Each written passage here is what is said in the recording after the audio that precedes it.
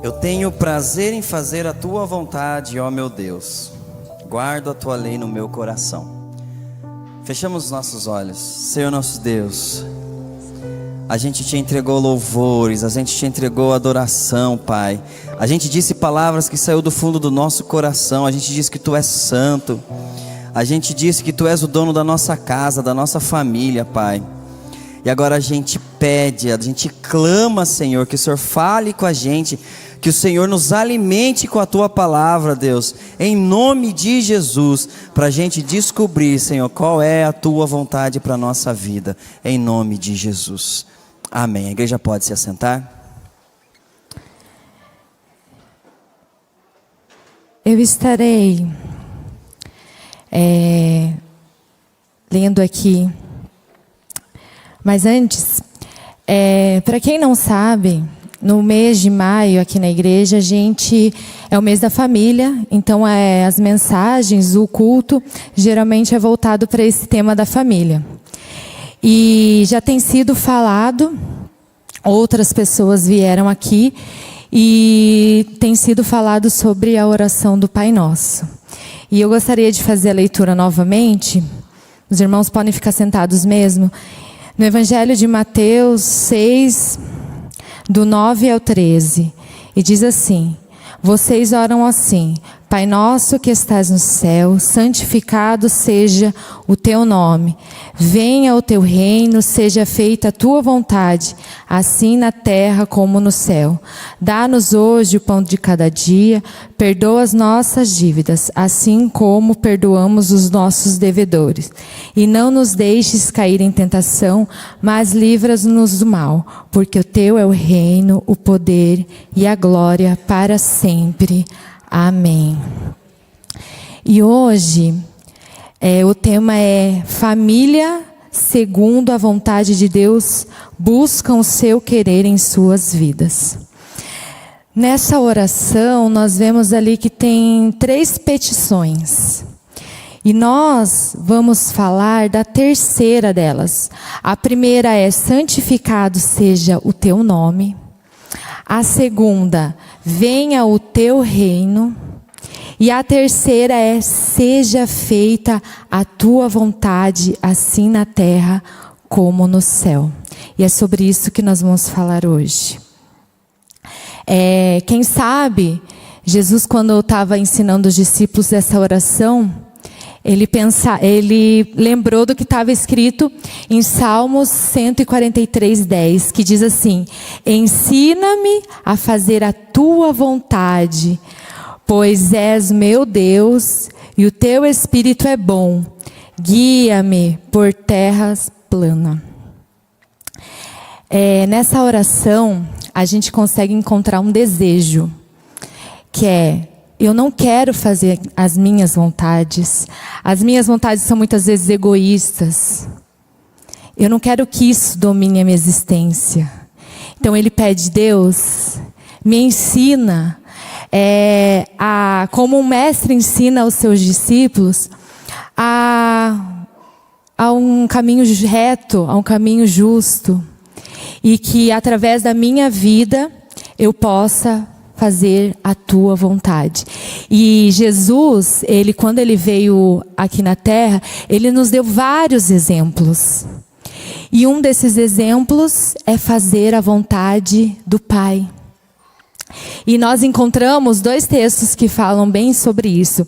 Que é no João 6,38 diz: pois desci do céu para fazer a vontade daquele que me enviou, e não a minha própria vontade.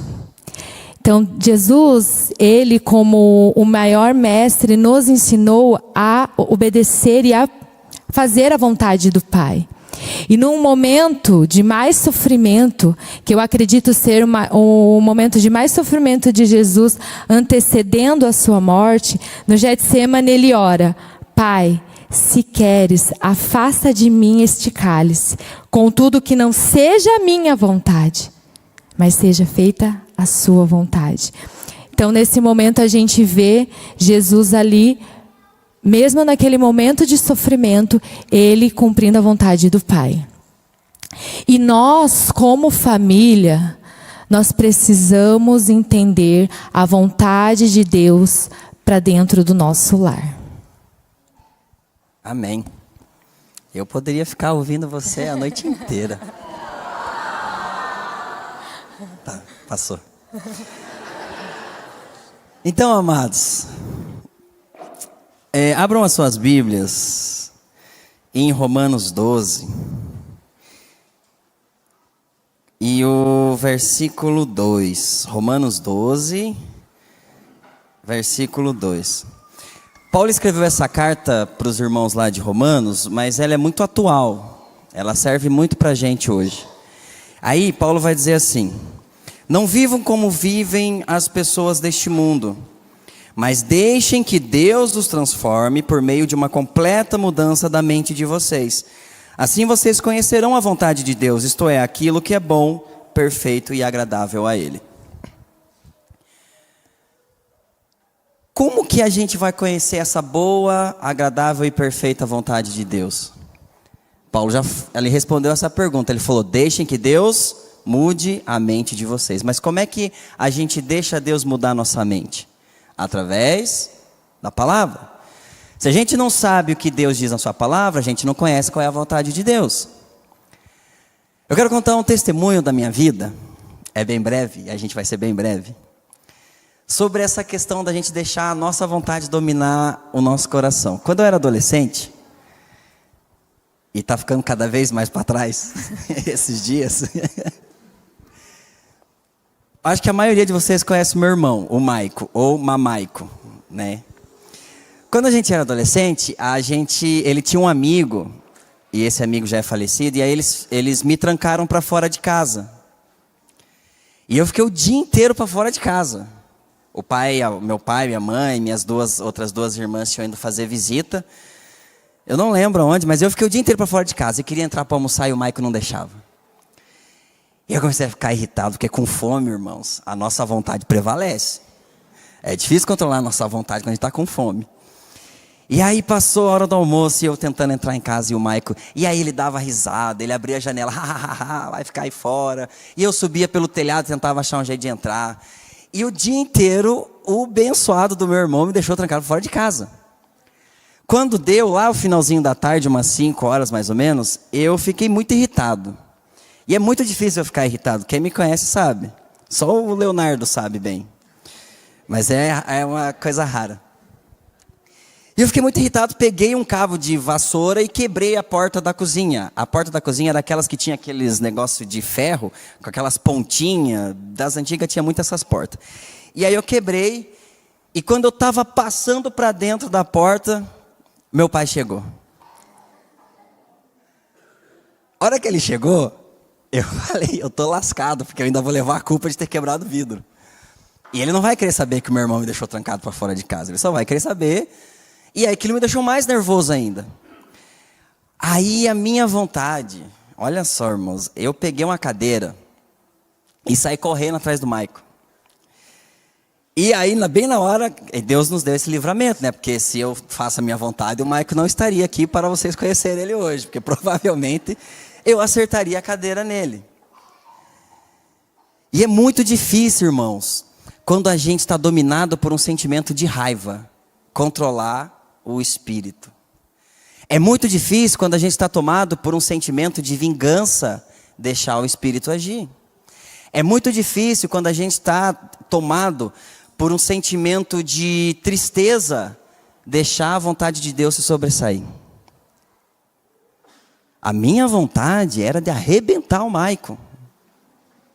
E eu estava com a cadeira na mão, prontinho para fazer aquilo. Mas a palavra do Senhor, que foi plantada dentro de mim desde o meu nascimento, ela falava assim, cara, você não pode fazer isso. Na verdade não foi a palavra, foi meu pai, com a cinta na mão. Mas, nas situações da vida, a palavra vai fazer esse papel de pai. Irmão, você quer se vingar? Não pode. Você quer xingar o amiguinho no trânsito? Não pode. Você quer falar palavrão? Não pode. Aquilo que a gente quer normalmente vem carregado de pecado. Aquilo que a gente quer normalmente vem carregado de coisas humanas. E o humano é pecado. A gente tem uma natureza pecaminosa. E a gente pode perceber que toda vez que a gente quer deixar a nossa vontade se sobressair, a gente faz coisa errada. A gente pega a cadeira na mão. Então a boa, perfeita e agradável vontade de Deus, a gente só vai conhecer e só vai conseguir fazer se a gente deixar Deus transformar a nossa mente. E a nossa mente só vai ser transformada quando a gente conhecer a vontade de Deus. É por isso que o salmista fala assim, ó: eu tenho prazer em fazer a tua vontade. Mas aí, como é que ele sabe qual é a vontade de Deus? Aí ele vai dizer, ó: pois a tua lei está no meu coração. A gente vai ter prazer em fazer a vontade de Deus quando a lei de Deus estiver no nosso coração. E aí entra o Espírito Santo, fazendo com que a gente entenda e pratique essa vontade de Deus. Porque a vontade de Deus, ela é boa por si só. A gente não vai fazer coisas más, coisas egoístas, coisas interesseiras, fazendo a vontade de Deus, porque ela é boa. A gente não vai ficar triste, decepcionado, fazendo a vontade de Deus, porque ela é agradável. E a gente vai ter como se diz, um comportamento agradável, porque a vontade de Deus é perfeita. Ela é eticamente perfeita. Ela é carregada de ética, de bom senso, de coisas boas. Ela afasta o pecado que está dentro de nós. Então, quando a gente deixa Deus transformar a nossa mente, através da palavra, a gente aí sim conhece e pratica a boa, agradável e perfeita vontade de Deus. Amém? Amém. A gente, como famílias, né, como seres que vivem juntos dentro de um mesmo ambiente, a gente precisa entender também como que Deus revela essa vontade para nós. A gente vai ver diversas passagens na Bíblia, mostrando que a vontade de Deus é soberana, amém? Às vezes a gente fica triste com alguma coisa que aconteceu, às vezes a gente fica... vamos pegar esse assunto que, né, que a gente já sabe o que está acontecendo, o pessoal do Rio Grande do Sul e tal... A gente fica triste, mas a gente sabe que a vontade de Deus é soberana. E muitas vezes a gente indaga a Deus, muitas vezes a gente questiona a Deus, porque a nossa vontade era uma, mas a vontade de Deus é outra. E ela é perfeita, ela é soberana. A gente precisa entender que nada acontece sem que Deus permita. Mateus 10, 29, vai nos dizer assim, ó: quanto custam 2 pardais? E uma moeda de cobre? No entanto, nenhum deles cai no chão sem o conhecimento de seu Pai. Nada acontece sem a permissão de Deus, porque a vontade de Deus é soberana. E a gente precisa também conhecer, irmãos, a vontade moral de Deus. A vontade moral de Deus, Ele já deixou revelada na palavra. Por exemplo, um dos mandamentos, ele vai dizer assim, ó: como família, você não pode adulterar. Isso é uma lei moral, isso é uma coisa que eu não posso fazer, porque isso traz consequências junto. Você, por exemplo, você que é jovem e quer casar, a Bíblia ela vai dizer assim, que a vontade de Deus é que vocês se mantenham puros até o casamento. Vocês não podem praticar o ato sexual antes do casamento. E muitas vezes a gente não fala mais isso e a gente acaba esquecendo. E a vontade de Deus é que o casal, os namorados ali, né, os namorados que já estão há bastante tempo, os namorados que estão começando agora, né, esperem até o casamento. Essa é a vontade de Deus. Por exemplo, a pessoa que deseja, por exemplo, ter relação com uma pessoa do mesmo sexo, a vontade de Deus não é essa. As pessoas podem até aceitar, achar normal, mas a vontade de Deus é: o homem foi feito para a mulher foi feita para o homem. Essa é a vontade de Deus. E toda vez que a gente sai dessa vontade, ou seja, que a gente vai contra a natureza da vontade de Deus, consequências vêm. E geralmente elas não são boas, né? Então a gente precisa andar na vontade de Deus. A gente precisa conhecer também a vontade individual de Deus, ou seja, aquilo que Deus quer para mim. Porque a gente sabe aquilo que Deus quer para a humanidade. A gente sabe aquilo que Deus quer para as pessoas. Agora, o que Deus quer para mim? Você já se fez alguma dessas perguntas? Por exemplo, meu Deus, com quem eu vou me casar? Meu Deus, será que eu escolho esse emprego ou esse outro? Será que eu vou ser um médico, um engenheiro, vou trabalhar com TI, vou trabalhar com isso, com aquilo? Que faculdade eu devo escolher? Será que eu mudo de cidade? Será que eu não mudo? Eu recebi uma oferta de emprego para mudar para outra cidade. Será que vamos? Será que não vamos? São perguntas e decisões que a gente tem que tomar e que normalmente, ou algumas vezes, a gente não pergunta para Deus. Ou seja, qual é a vontade individual de Deus para mim, para que eu seja bênção na minha casa, para que eu seja bênção para minha esposa, para o meu filho, para o meu irmão, para minha irmã? Eu creio que todos nós já passamos por essas situações, de perguntar essas coisas, de ter essas dúvidas. Mas você já orou sobre esse assunto? Sobre essa decisão? Já perguntou para Deus? E muitas vezes a gente fala assim, você já perguntou para Deus? Mas a gente pensa assim, mas Deus não me respondeu. Quantas vezes a gente ora e a gente pensa que Deus não respondeu? E como é que eu sei que Deus respondeu ou não a minha dúvida, o meu questionamento, aquilo que eu tinha como vontade, mas eu falei, não, eu não vou fazer minha vontade, eu vou colocar diante de Deus. Como que eu sei que Deus responde? Bom, a Bíblia diz em Provérbios 11 que na multidão de conselheiros há sabedoria. Pede conselhos. Deus fala através de pessoas mais experientes. Deus fala através de amigos, Deus fala através de parentes, Deus fala através do seu avô, da sua avó, do seu pai, da sua mãe. A Bíblia também diz em 1 Coríntios, capítulo 14, que Deus não é um Deus de confusão, mas sim de paz. Se você colocou na mão de Deus, a gente precisa entender também uma diferença. Não é porque eu sinto tranquilo em fazer alguma coisa que aquela coisa é a vontade de Deus. Mas se eu coloquei nas mãos de Deus, eu orei, Deus falou, Deus confirmou, mas você ainda está com dúvida? Aí a Bíblia vai dizer, olha, Deus não deixa você confuso. Você vai ficar em paz. Uma outra coisa que aconteceu comigo, eu fui fazer uma entrevista de emprego uma vez, e toda essa decisão, principalmente que mexe com a vida financeira, da família e tal, a gente sempre conversa, e a gente sempre toma junto essa decisão. E aí eu falei, amor, surgiu uma oportunidade, não sei o que e tal. Amor, mas não sei o que, pensa bem, lá você tá tranquilo e tal. E aí, quando eu fui nesse lugar fazer a entrevista, eu falei assim, se eu sentir, logicamente, já tinha colocado diante de Deus, já tinha conversado com a pessoa que manda lá em casa, que é Deus, né? A gente toma a decisão tudo junto, né? E já estava tudo certo, já estava, Deus, é a tua vontade, faz a tua vontade. E aí esse versículo se cumpriu. Eu falei assim, se eu me sentir bem lá, é porque realmente é para me aceitar, porque Deus abriu e vai ser benção. E aí eu fui, me senti muito bem, muito em paz. No dia da entrevista eu já estava trabalhando, no dia da entrevista, inclusive a Ari não veio, né? Foi junto com a Ariane, ela estava lá fazendo, formatando os computadores e tal. No dia da entrevista eu já cheguei, então vem me ajudar aqui, já fui, já ajudei, já saí trabalhando da entrevista.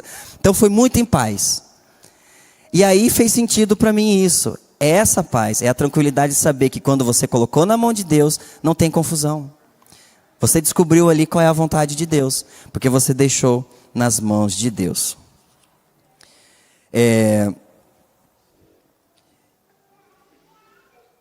Então, a gente sabe que quando a gente tem essas situações, irmãos, a gente já vai para a conclusão aqui. Depois a Jaque ainda vai contar mais uma história.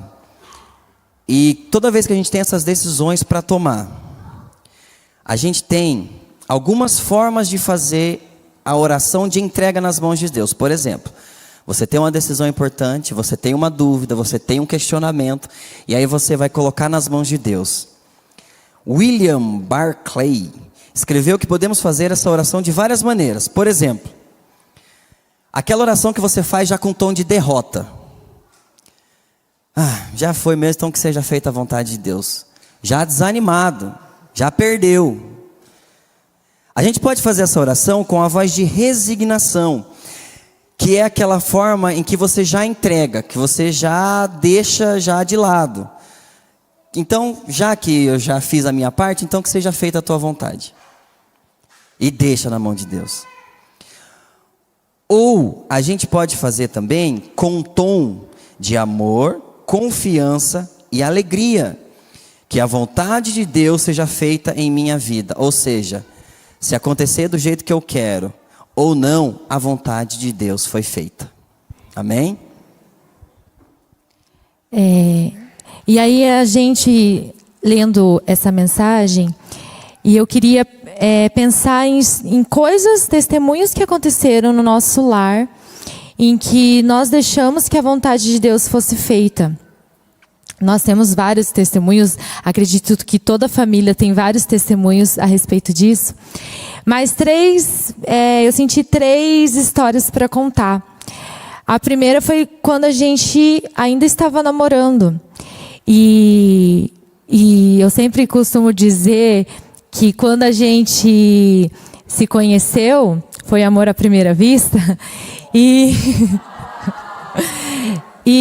eu senti muito de Deus que nós iríamos nos casar. E quando a gente começou com esse propósito, todo mundo sabe, né? Casar não é fácil, assim, a gente quer fazer, geralmente, né, quer fazer festa, tem a questão principal que é a casa. Então, gente, na época era só pela fé. A gente não tinha, assim, humanamente falando, a gente não tinha condições de casar. Mas Deus sabia a vontade do nosso coração. Deus sabia que nós queríamos ali construir uma família. Nós queríamos fazer a vontade dEle. Nós queríamos fazer tudo da forma correta. E a gente não tinha condições naquele momento de casar. Mas nós colocamos essa vontade do nosso coração e pedimos para que fosse feita a vontade de Deus. E uma das coisas que eu queria muito era ter a minha casa. Eu queria casar, eu queria ter a nossa casa, o nosso lar. Eu não queria depender de aluguel. Era uma coisa minha, do meu coração. E a gente começou a pedir a Deus. E graças a Deus, para a honra e glória do Senhor, 2 meses antes do nosso casamento, a gente estava pegando a chave do nosso apartamento. E ainda também não foi uma coisa que eu não testemunhei, mas graças a Deus a gente já quitou nosso apartamento. Eu fico muito feliz por isso. E foi uma coisa que a gente buscou muito a vontade de Deus sobre nós. Era uma família que estava se iniciando ali. E Deus foi muito fiel com a nossa família e nos abençoou. E no decorrer do tempo, a gente nem tinha o Leonardo ainda, acho que devia ter mais ou menos uns 2 anos de casado. O Avanilton estava num emprego que ele não estava muito feliz lá, mas ele continuava trabalhando. E eu também estava trabalhando, tinha recém sido contratada. E ele, quando eu fiquei um tempo, né, passei meu tempo de experiência, ele falou: amor, então eu acho que eu vou sair do meu trabalho, né, para conseguir uma coisa melhor e tal. Aí eu falei: já que eu estava empregada, então vamos pedir orientação de Deus, então vamos tomar essa decisão. E aí realmente o Avanilton acabou pedindo as contas desse trabalho. E irmãos, é umas provas que a gente passa, né? Aí eu acho que não deu 1 mês, a minha chefe chegou para mim e eles começaram a trabalhar no sábado. E aí ela veio conversar comigo e falou assim: olha, eu só queria confirmar com você, mas não tem essa possibilidade de você vir trabalhar no sábado, né? Naquele momento vinha contra tudo todos os meus princípios, né? Todo o que eu acreditava, tudo na minha fé. Então, naquela situação, eu sabendo que o Avanilton tinha acabado de sair do emprego, ali nos segundos que eu tive ali para conversar com a minha chefe, eu falei: não, eu não vou vir trabalhar no sábado. Foi um misto de... eu não sei nem explicar. Ao mesmo tempo que eu fiquei feliz, porque eu estava passando já por algumas provas por conta disso, porque eles já estavam trabalhando no sábado, e aí uma pessoa acabou, que começou, parece que me perseguir, porque eu não estava indo trabalhar. Então foi um misto de alívio, porque eu tinha sido mandada embora, mas ao mesmo tempo, e agora? Os dois desempregados, a gente recém-casados, né? E foi assim algo extraordinário. Foi momentos assim que eu vi a mão de Deus em tudo ali na nossa casa, no nosso lar. Nunca faltou nada no nosso lar. E a gente sempre orando, pedindo a Deus. E eu lembro que nesse emprego que o Avanilto conseguiu em seguida, foi bem no dia do meu aniversário, e eu tinha pedido para Deus que eu queria um presente de aniversário. E o Avanilto saiu de manhã, ligaram para ele uma entrevista, exatamente no dia do meu aniversário. E de repente ele voltou com a notícia, que é quase impossível você fazer uma entrevista e já vir com a resposta. E naquele dia ele já voltou com a resposta dizendo que ele estava empregado, e foi um emprego assim que foi um divisor de águas na vida profissional dele, que foi um emprego que mudou a área de atuação, que ele trabalhava com contabilidade, e foi quando ele começou a trabalhar com a parte de sistemas e informática, e foi quando assim realmente Deus abençoou e abriu as portas de forma extraordinária na nossa família. E assim como ali no Getsemane, tem coisas que às vezes a vontade de Deus às vezes não são tão agradáveis, né?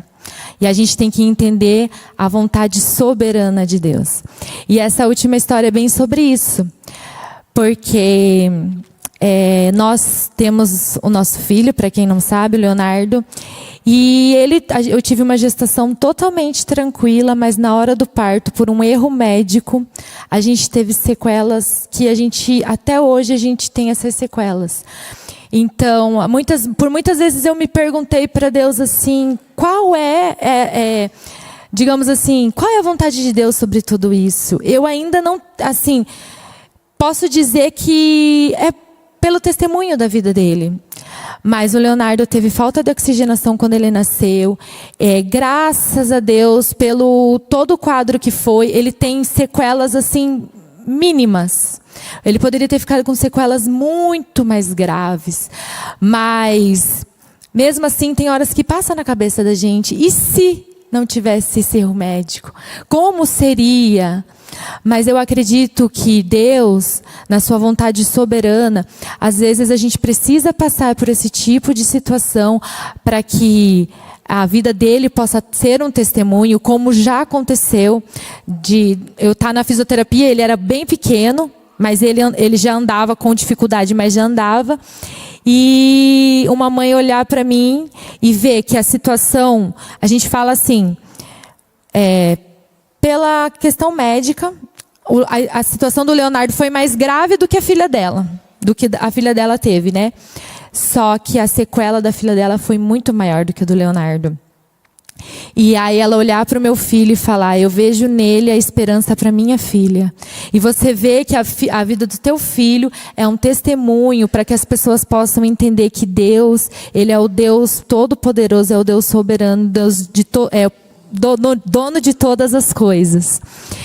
E essas histórias é para a gente entender que, como família, a vontade de Deus sempre é perfeita e boa e agradável.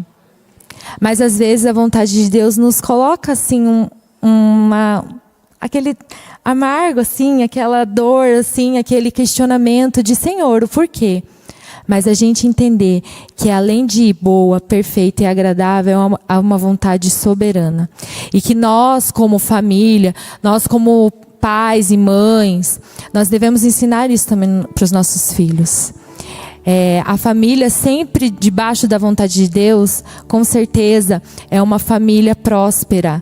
E eu não estou falando próspera de dinheiro, eu estou falando de propósito, sempre sobre o propósito de Deus. Então, que nós, como família, possamos entender a vontade do Senhor. Amém? Deus abençoe.